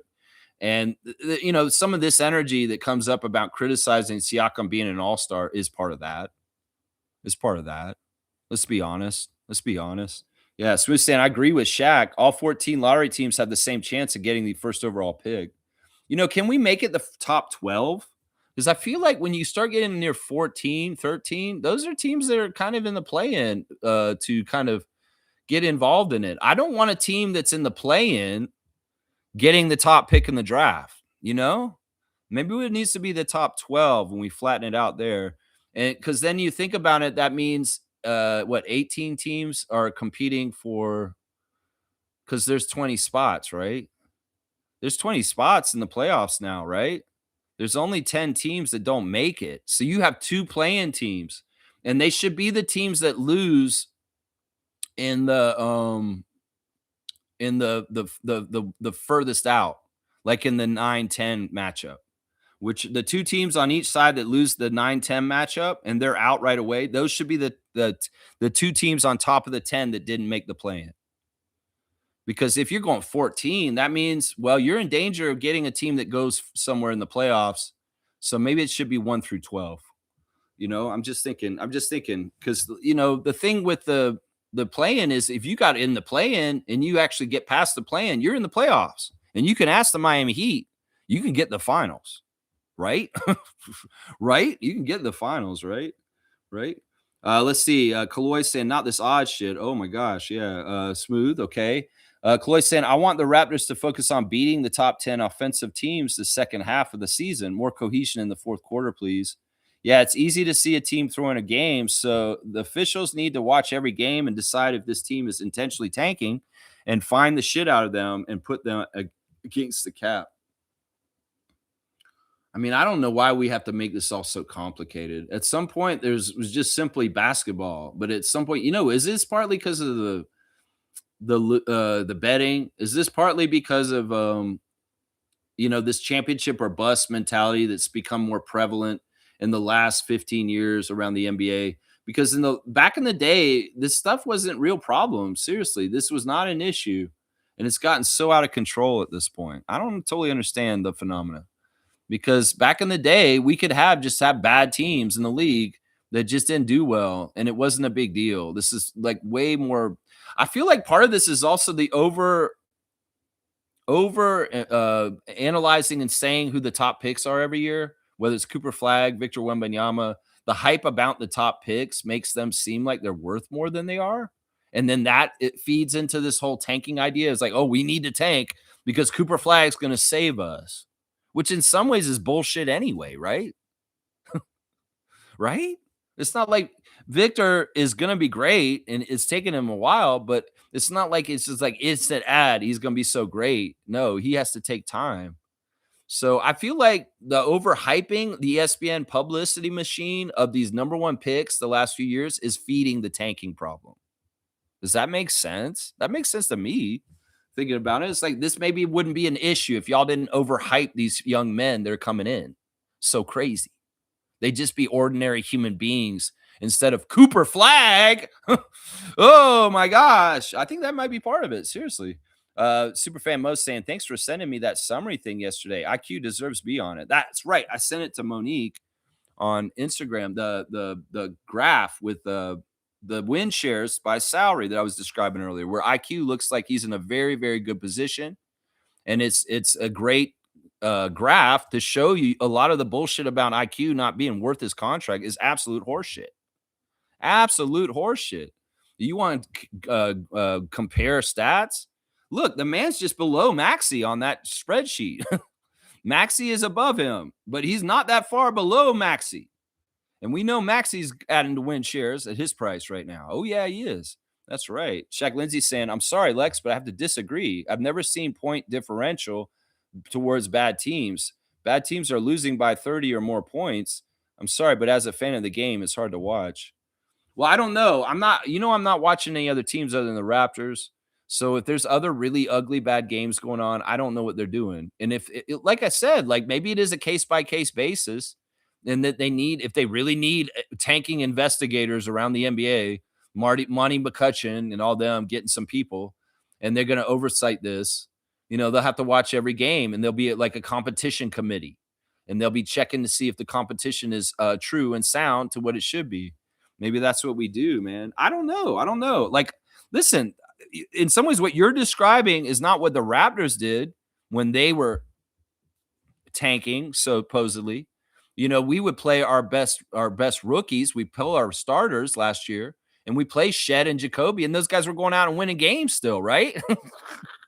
Didn't that happen a few times at the end of the season last year? It was like, okay, we'll pull all our starters and we'll play the young guys in the fourth quarter, and they go and fuck around and win the game still. Or the game's close at least, right?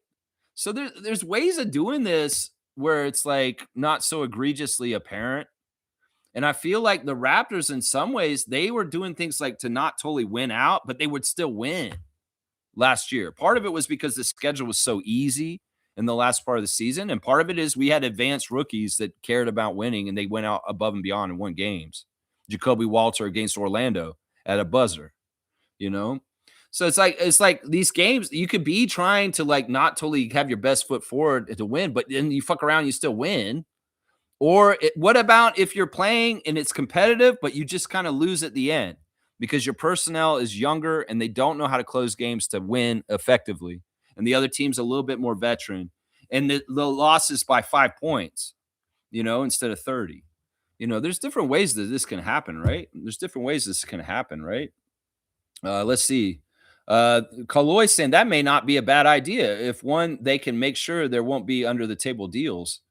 Yeah, well, that's the thing. Like, could rookies or draft picks, guys coming in from the college, get together? Like, maybe there's a couple of Duke guys that are teammates on Duke, and they're like, wow, this new system's awesome. Let's rig it. Let's ask for less money and all get on the same team. That's what I'm saying. There's like, in some ways, that's part of why you need the draft, is it sets the salary structure for those players in that class. And if you don't have them designated as the 1, 2, 3, 4, 5, 6, 7, 8, 9, 10 picks, you don't know what their pay structure should be. And that's negotiated at the team and player level. And how the fuck do you even figure out, like, well, this would be the number one pick, or this would be the number one pick? Is it who gets paid the most when they come in? And would players not care about making as much money if they could go to the place that they wanted to instead? That's all the questions that would have to be asked in a free agency acquiring of new players from college instead of a draft. There's a lot of rules that would have to be figured out. For sure, man. For sure. And maybe only the top 10 lottery teams can sign top 10 prospects. Maybe that's a good rule. Maybe that's a rule. Like, maybe there's a class of teams, like there's the playoff teams, there's the play-in teams, and then there's the non-playoff or non-play-in teams. And those teams have the rights to the top 10 ranked guys. That could work. That could work. See, we're sorting it out. We're figuring it out in some ways. That could work. And that would stop really good teams from drafting the highest, best player in the draft because there's a rule about that. That's interesting. So there may be tiers. Most giving my cutoff. W Stream, W Vibes. Keep at it always, Lex. This is my all-star break, too. I'm going to both games, 24th and 25th. I'm still watching you. Cool. Yeah, I know even if you're not live here in the morning, that you're catching me sometime during the day and catching up. You know, I'm gonna try and shout you out almost every day, Monique. I know you're always with us, and you know my heart is with you, and the Raptor Freak family is with you too. Always, we got you. We got you. Yeah. So you're going to the same games that UC will be going to, right? That's the Spurs and the Thunder game back to back. So maybe you could run into Raptor Freak UC at the game, Superfan Mo. That's right. Maybe you will. Isaac's saying on the topic of league fairness, nobody's talking about the greenwashing aspect of the Kawhi Leonard salary cap shenanigans. Yeah, I mean, have the All-Star event in the home arena and Steve Ballmer going on the microphone and getting all excited. And yeah, let's just kind of brush the whole controversy that's been going on around the Clippers and aspiration this whole year. Yeah, we'll just have to see what happens with this. In some ways, I'm jaded and I think that systems are broken at this point. And I don't have any trust and integrity at the top and leadership on any kind of things for justice. That right and wrong is turned upside down. And why would I believe that Steve Ballmer is going to get punished for any wrongdoing with Kawhi Leonard and aspiration? Why would I believe that? Even if Pablo Torre's got all the evidence and showing exactly how wrong it was. It's just that we live in a weird ass Wild West now where criminality and pedophilia is accepted by a large amount of people that well, not a large amount of people, by the people in power, and these people aren't getting in trouble. That's what I'm saying. People ain't getting in trouble, man. I don't know if anybody's going to be held accountable at a certain level of income. Is what I'm saying. Isaac's saying, I think Steve Ballmer should be forced to plant $28 million worth of trees by hand. That'd be awesome. Get him out there, Johnny Appleseed. Start throwing that all around there in the ground, Johnny Appleseed. Yeah, I don't know. All right, you want a dunk, Isaac? You can get a dunk for that. You can get a dunk. I know you're trying for that one. You got 36 on the dunk charts now, my guy. 36. You might be the leader right now. You might be the leader. All right, let me see what else we got in the chat here. Kaloy said, and teams should only get one top 30 ranked prospect and one from 30 to 60, and those signing rights can be already traded. See, that's where it'll be tough to figure out because it's not just cut and dry. It's perception. And you can see, okay, this guy's a first-round pick to us, but he's a second-round pick to another team. And there could be arguments about who is actually which and what. You know, maybe there's an official list that comes out, and this is the definitive ranking. And this will set the whole tone for the rules for the free agency signing out of college. That may need to be organized like that. Like, this is a first round guy, this is a second round guy. But in some ways, that'll be kind of mean to people. And who decides that? And who analyzes this? Who makes it? Because that means different money for different guys. You know, Jonathan Mobo's coming in the draft, and he was the first pick of the second round when he got drafted. But who's to say, you know, him or Kyle Filipowski could have been a first round pick somehow, some way also. And that changes the money. So if they're already set up to say, because, you know, different teams may have different 30s for the top 30 that they see for the draft, right? Randolph's here. Good morning, Randolph Phillips. Beloved, blessings to Raptor Freak family. All unfair games will be played again. If you achieve unjustly, what you have, the reward is short-lived. So be honest always. I like this. This is a words of wisdom about integrity.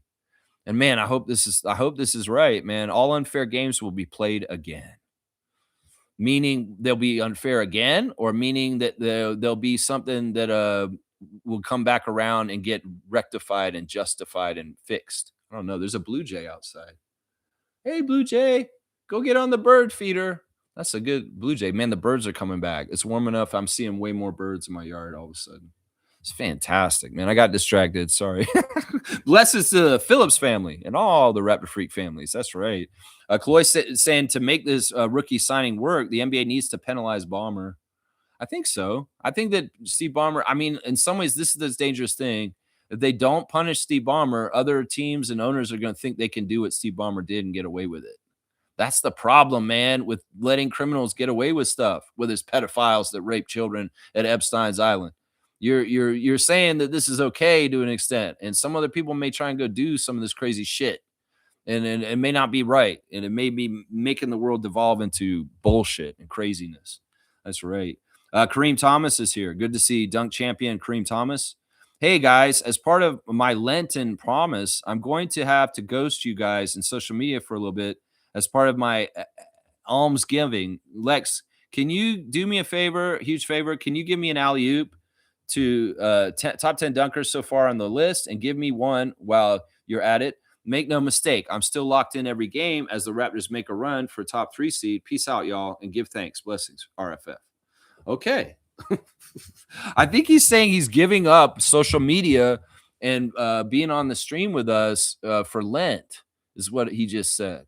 You want me to give 10 people dunks and yourself? Man, this is ultra benevolence. All right. I guess I will do what you said because you are a 3-time dunk champion and I should be reputable. So I'm going to go ahead and find the top 10 dunkers so far this year along with Kareem. And we're going to go Bryce Lawson. You're getting a dunk. You're going to the Vince Carter 15. All right. Seymour Pape, you, of course, are getting a dunk. You're going to the Del Curry 30. All right. Let's see. I'm just going by who's kind of got double digits already. We'll give Fiercey another dunk. She's got a Antonio Davis 33. Okay. G, you're getting a dunk. You get Anthony Parker 18. Okay. Isaac, you're getting another dunk. You're going to 39. Okay, that's half of them. Kareem's getting his. He's at 39 also. Okay. I'm going to give myself a dunk because apparently I'm one of the people that I've got Vince Carter 15. We'll give Monique a dunk. She's going to 15 also. Let me see. This is tedious. Shaq Lindsay, you're getting a Morris Peterson 24. And the last person who's going to get a dunk today, actually, we'll give 2 more. Stargate, you're going to 15. And the last person to get a dunk is Kespera. Kespera's going to get a 24 with Morris Pearson. All right, there you go, Kareem. You've gotten your request, as you say, on your way out. All right, y'all, Straight Goods on Canadian Goods, y'all. This is a company that does milk. Beatrice. This is a Canadian company, guys. So if you're buying Beatrice milk at the grocery store, you're supporting Canada and Canadian industry. This, of course, this is orange juice. And I love the Beatrice orange juice. But yeah, Straight Goods on Canadian Goods. Beatrice. This is a name brand you can buy, and you will be supporting our country. So go ahead and buy your Beatrice products. Most of them are dairy. But yeah, as I said, this is some orange juice, 100% concentrate. That's right, y'all. That's right. 100%. 100%. That's right. Let's see. I did the Instagram stories. We've been talking about the WNBA today. We've been talking about the tanking phenomena in the NBA. All right. Let's see. I'm going to go to Raptors Reddit, and I am going to go and look. Man, they came out with a ranking on NBA, on CBS Sports ranks. They are dissing us, man. They had the 30 front offices, and they put the Raptors at 23. That's because of Masai left, because we used to be a top 5, top 10 organization in front office, and y'all are saying we're 23, and we are just below the Washington Wizards? What the fuck are y'all on? What makes you think the Raptors front office is worse than the Wizards front office? Did you just see the 2 trades they just did? They're idiots. That team's mess. This is such a misinformed perception bullshit thing. Bobby Webster is still the GM of the Raptors. He's been the same GM. And putting us at 23rd out of 30 in our front office is really messed up. It is really, really, really messed up. So bad. So bad. All right, let me see. Who's my Raptors Redditor of the day? All right, I'm going to go ahead and give it to this guy, Earth Warping. I guess he's found an article on Raptors Republic that's basically saying why Raptors must stop winging it and prioritize Walter. You know what? I like this. I think that Walter is a keeper too. Out of the guys that are his position that are young, he's the one I like the best because he has that defensive side and he definitely is a baller and a gamer and he's a winner. He hit a game winner last year that I spoke about already on the stream. And well, I like this idea. So Raptors Redditor of the day is Earth Warping for posting the Raptors Republic article on prioritizing Jacoby Walter. Yeah, I'm all about that. I think that's smart. Let's see if there's any breaking news on Blue Skies. Toronto Tempo is celebrating Ramadan on Blue Skies also. Guys, we have to do an NBA sad note that Doug Moe passed away yesterday. Doug Moe is a coach in the league. He was also a player. He was an important player in the ABA, and he was an important coach in the NBA. And he coached the Denver Nuggets for a long, long time. In fact, he was one of the most innovative offensive coaches in the NBA's history.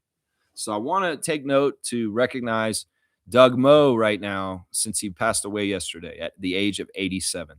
So yeah, Doug Moe, fantastic player, man. In some ways, let me see what his accomplishments were. ABA champion as a player in 1969. He was a three-time ABA All-Star. He was an All-ABA first team, an All-ABA second team. He also was Coach of the Year in the NBA in 1988. And he had the Chuck Daly Lifetime Achievement Award awarded to him in 2018. Yeah, sad to hear. All due respect and condolences to the Moe family, the Denver Nuggets family, the NBA family on the passing of legendary coach Doug Moe. Yeah. Yeah, he was a feisty one. He was one of those guys kind of in that Bobby Knight camp. Real hard-nosed guy. Real hard-nosed guy. Randolph saying, Lex, maybe the league can move top players in the draft, top 10 players, 5 to first round, top 5, and the next 5 to second round, top 5. This may help tanking issues. Maybe the league can move top players in the draft? I don't totally understand your plan there. I don't totally understand it. Smooth saying, that's wild, man. Yeah, Kaloy saying, CBS is saying we gave out bad contracts. Yeah, that's not supported. The Emmanuel Quickley contract is fine, and so is the Jakob one. We gave out bad contracts. Screw you, CBS. You ain't talking about a lot of other teams that got way worse contracts. What about Philadelphia? Where was Philadelphia on this list? Seriously, y'all going to say Philadelphia is good when they have that contract on whatchamacallit? Where is Philadelphia on the list? Philadelphia is number 9 on their list, guys. They think Philadelphia is the second best, the 9th best front office in the league, and they got Paul George on that contract that they're paying him. Nah. Kirk Goldsberry, he's showing you what the truth is here with his graph with win shares with pay. And Philadelphia being up at number 9 in the top 10, that's messed up. That says enough right there. They got Utah at 8. What is that? Utah at 8? You're crazy. What is Utah doing with their team out there? Nah, this is messed up, man. This list is messed up. At least we're above the Lakers. The Lakers are 25th on this list, man. There's some haters on this. It's obvious this person who wrote this list is a Celtics fan because they hate the Lakers so much. They put them underneath us down at the bottom. Yeah, that's a messed up list, man. It's a really messed up list. Yeah. Let's see. Randolph saying, Lex, I also heard that this upcoming draft is stuck at the top. While next year is very weak, this puts teams at a disadvantage and encourages tanking. Yeah, that's part of it too. You want to blame tanking? Blame it on very talented people coming in the league next year. You know, the race for Wemby, that kind of bullshit. That's what's going on. Man, I think that y'all overvalue these kids too much and hype them up too much to make people want to do this. Seriously. It's crazy. Yeah, rest in peace, Doug Moe, man. Rest in peace. And Isaac's saying, meanwhile, CBS is giving out bad contracts. Shout out Colbert and Integrity. Yeah, CBS is all fucked up and stupid, man. Them not airing the interview with Talrico on the Colbert show this week is kowtowing and bootlicking. And, well, you know what? It may backfire on them, the effect, because the clip is out there. Just like the 60 Minutes clip that they cut that they wouldn't play. Well, Global played it here in Canada, and it got out to people. And in some ways, it got more hype and more publicity because of that. And this is kind of what's happening with the Colbert interview this week. Is maybe a lot of people wouldn't have even seen it, Trump and CBS, you idiots. But now that you made a big deal out of it, everybody's going to be like, well, I want to go see what they wouldn't want us to see. It's just like a banned book list for kids in school. Oh, you can't read that book, Johnny. Well, what do you think Johnny's going to go fucking want to read? When you tell him you can't read a Kurt Vonnegut book or something like that. Yeah. Yeah. That's how it's going to go down right there. It's like, people are going to go find the Colbert interview with Talrico now and probably watch more. People will actually take note of it and watch it. Good job. You backfired, you dumbasses. Well, you bullshit. Publicity is publicity. And the clip is still out online. People can watch it. They can go get it. That's how media works. Y'all can take it off the network channel and not play it at 11:30 at night on CBS. But it's online and everybody watch it there. And watch this guy win his election now in Texas, Talrico. That's right. It'll backfire on them, this kind of bullshit. This is the thing. Y'all being fascist and trying to strong arm, that's when people get like, nah, rebellion. And they're like, yeah, fuck y'all. We ain't doing this. We ain't doing this. We're going to vote very blue this year in the United States.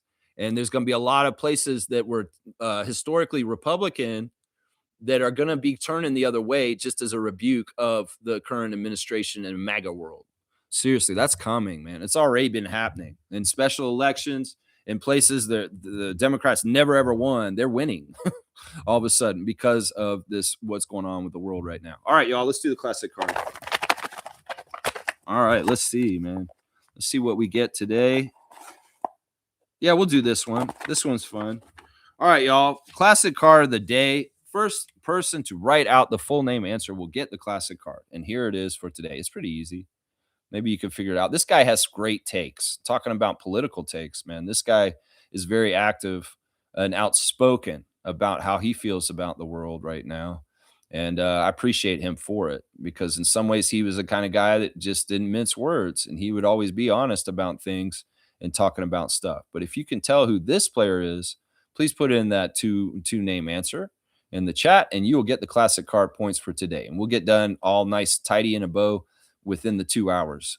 Chris Mullin. Cass thinks it's Chris Mullin. No, Chris Mullin never played for the Charlotte Hornets. So that is not Chris Mullin. He has a similar hairstyle to Chris Mullin, though. So that is a educated guess from that standpoint, for sure. But no, this is not Chris Mullin. I'm surprised nobody's gotten it so far. I thought this would be a very easy card.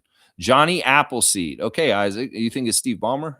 No, that is not Johnny Appleseed. I don't remember Johnny Appleseed playing in the NBA. I don't remember that. Maybe he played in the ABA with Doug Moe on the Denver Nuggets in the 60s and 70s. Maybe that's where Johnny Appleseed was playing. ABA ball with the red, white, and blue ball. That's right. Am I blocked again? No, you're not, Reggie. You're not blocked. Just make sure you write in the name and you'll get it. That's right. If you know the name, you guys want a clue? This guy's last name is the greatest ice cream company in the world. That's right. That's right. Rex Chapman, dunk extraordinaire, amazingly outspoken tweeter, and just a great all-around person. Kentucky guy, right? He played for Kentucky. Isn't that right? That's right. University of Kentucky, 8th pick by Charlotte, and this is his third-year card. Yeah, he was a great dunker, man. Rex Chapman was a fantastic dunker. So, yeah, Smooth's got it, and it's 100 points. It's 100 points for today's. Yeah, W for Smooth. Let's see. Rex Chapman is the card of the day. And it's Smooth. 2 days in a row with 100 points for Smooth. Y'all checked out the points from yesterday. Man, Slug Deezy, you cleaned up yesterday on Tuesday Trivia with the kryptonite questions. Made a big leap, man. You jumped up there. You got like almost 3,000 points yesterday. Slug Deezy. Wow.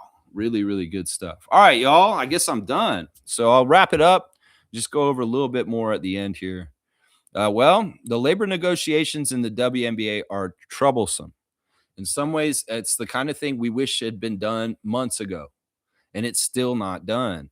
So I'm worried. I know that Toronto Tempo team with Teresa Resch in charge is extremely capable and they're badasses and they're going to make the best of any kind of situation that they're put into.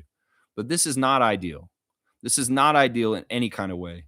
And it is really going to be a weird disadvantage for their team starting out as a franchise. But I have faith and confidence in their superb team that they will weather these disadvantages and still make this franchise amazingly successful.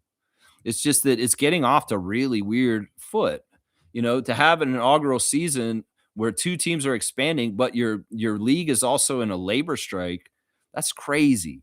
That's crazy. It's not a strike yet. The negotiations are still ongoing, but the players are not afraid to strike. That is what I've read from the room.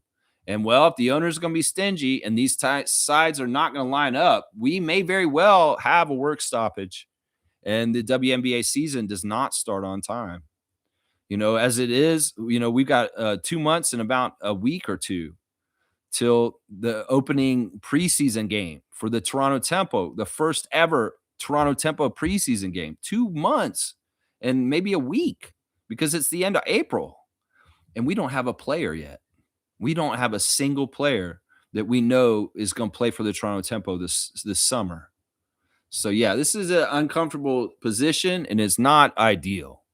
But I have a lot of faith in Teresa, Sandy, and Monica and the rest of the Tempo team that they're going to get it all together. And when their time is right to strike, they are going to jump on it like that, and they're going to get it done. They're doing their pre-research, I'm sure. They've got so much laid out already, different scenarios, different outcomes, different things. If this happens, if this comes available, who knows? Maybe Sandy's already got a particular players in the free agency that's going to happen really fast in a blitz kind of lined up and felt out already. Maybe former players that have already played for her that she may have a leg up in getting some free agency signings here for Toronto Tempo because she's a very popular coach in the league and she has a great reputation. And there are people that want to play for her in the league. So we'll have to see, man. We'll have to see. Chriscom likes my sweater, man. Yeah, I love it too, man. I got to thank Adriana for picking it up for me as a gift for Christmas. Yeah, I got my Toronto Tempo hoodie representing the W today and talking about the W on the stream today. Thank you, Kaz, for the W community. And Shaq Lindsay saying, did anyone watch the dunk off? I didn't, thank God. Yeah, I watched it, but it was boring and I kind of half watched it. And well, it's tough. I want to say, I'll finish this up real quick. Stunted Growth, I'm so disappointed in you. Stunted Growth had a thing come out this weekend on the dunk competition and why it's messed up. And he's exactly right. It has to do with the risk reward for it is not good enough. And that, LeBron refusing to do the dunk contest set a tone. In some ways, it's his fault. He refused to do the dunk contest, and then everybody realized you don't have to do the dunk contest to become the man anymore. Kobe did the dunk contest. Michael did it. Vince did it. Dominique did it. Dr. J did it. It was a rite of passage for being the top person in the league kind of thing. But when LeBron refused to do the dunk competition, never came through and did it, he taught all the young players coming in after that you don't have to do it to become top of the league. And that's suffered ever since for that. So you can make a direct linkage that LeBron James hurt the dunk contest. His generation did. Now, I stopped following Stunted Growth yesterday. I've been watching his channel for 7 years, and I've really enjoyed it for a long time. But he put a piece out on RJ Barrett yesterday. And, the piece, if casuals and nephews go and watch it, they're going to add to their fire against RJ from watching it. But it's such a convoluted piece of crap. I want to just say, first of all, Stunted Growth, you did not have to make a piece on RJ Barrett right now. What is stunted about him? Seriously, your point in your show is that he is not a true number one option. And when he was drafted number 3 by the Knicks, he was intended to be that coming out of Duke because he outscored Zion for the Blue Devils. And he was the number 1 guy on that team. And you think that he's a failure because he's not a true number 1 for a franchise. That's the whole point of his stupid little thing that he put out yesterday. Is he's basically saying RJ's growth was stunted because he's not going to potentially be a franchise player. First of all, it's misleading. In some ways, you're trying to make it sound like RJ Barrett's growth has been stunted to his full potential. That's not true. RJ Barrett has gone above and beyond with working hard and being the best player he can be. It may be that his build and who he was never supposed to be a number 1 franchise player in the NBA. Now, I think that your timing for doing this is stupid. I think that in some ways, why are you doing this now? The Raptors are a winning team in the playoffs. And in some ways, RJ is going above and beyond. One of your arguments was RJ has hit his ceiling. He's not going to get any better than he is right now. That's absolute horse crap. That is absolute horse crap. And I'll tell you the one reason why that's horse crap stunted growth is because his coach is Darko. And if Darko can get Garrett Temple, who's 37 years old, to make more strides and become a better player behind the scenes, we don't see in the game, but that's what I'm hearing, that Garrett Temple, even at his age, 17, 18 years in the league, is developed further by Coach Rajakovic. You damn for sure 26-year-old RJ Barrett is getting developed further and has a higher ceiling than what he's doing right now. This year, RJ's made huge leaps defensively. And you're not paying attention to this because, first of all, I can tell you're anti-Raptors. Your content barely ever talks about the Raptors, just like Sean David of the Basketball Time Machine. You guys are haters, and you hate the Raptors. I can tell. Because, like, in some ways, your piece came off as a New York guy that's just trying to sully RJ, just like somebody on Reddit. Seriously, there's no point for you to make that. And you lost a subscriber in me. Somebody who's watched your channel. And I've even touted your channel on this channel many, many times. I told people to watch Stunted Growth. I will never, ever again as of yesterday. Because I draw a line on this. That's my guy, Rowan Barrett Jr. And you didn't even, you're so disrespectful, you mispronounced his father's first name, which is his name, by the way. Because RJ is Rowan Barrett Jr. And whatever you said to fucking pronounce Rowan Sr.'s name when you said it was disrespectful and it was a shot, and I could see it. So you know what, bro? Fuck you, Stunted Growth. 2-finger salute. You don't fuck around with RJ. And when you cross that line with me, you're dead to me. That's just how it is. There's one player in this league that you do not denigrate as far as I'm concerned. And in some ways, you didn't even, like, your piece is misleading. You're saying that he's not a number one. Okay, that's fair. But you come out with a stunted growth piece, you're going to make everybody think that RJ's growth has been stunted. That's not true. It's just that maybe your eyes and your potential that you thought he had was different than what the reality actually came to. And if you're going to make pieces like this about RJ, you better motherfucking make pieces about half the guys in the league. If you're going to go about this format for coming at active players and saying that they've hit their ceiling, and that they are not the number one franchise guy in the league in their team. You could do this about Zion and Pelicans. You could do this about so many different guys around the league. But why do you choose RJ? And why do you make it now? That's what I had to ask. And, well, you lose a subscriber. And I say, fuck you. And in some ways, you know what? I can tell Raptor haters. And I wasn't totally sure about you. I knew you didn't really cover the Raptors hardly at all. But now when you come out with this piece of garbage that you put out on RJ, you guys can go watch it for yourself. Some of it's fair. But in some ways, once again, we have nephews and idiots on social media. They're going to take something like this and they're going to parrot it and take it and spin it in a negative directions. And it's not fair to Rowan Barrett Jr. It's just not fair. So fuck you, Stunted Growth. I will never, ever watch your channel again as of yesterday. That's it right there. Yeah. Yeah. All right. Let's see. Kaloy saying 20 points per game. No drama score. He is a Stunted Growth. I know. I even want to write a comment to him. It's like, dude had all-star numbers before he got hurt. And if he wasn't hurt for the time, he would have actually had very strong consideration for being an all-star. I don't know why he's saying this garbage. In some ways, we got to remember people aren't watching Toronto correctly. And I don't think he understands what RJ's doing for our team right now and just how much he is fitting and he's excelling and that we're a three-pronged attack. It's not just Scotty and Brandon Stunted Growth. RJ Barrett is the third part of it. And he is absolutely carrying his equal weight with those other two guys. It's just that you didn't see him play for part of the season because he was hurt. But when he was playing, he was carrying his third of the three between Barnes, Ingram, and Barrett. And in some ways, you come off as a casual and a blind spot that you do not pay attention to the Raptors when you say some of the shit that you said about RJ in your piece yesterday. Y'all can go check it out and see it for yourself right there. All right, y'all. Thanks for watching me. Bless y'all. Have a great day. I'll come back tomorrow, back on regular schedule. Thank God.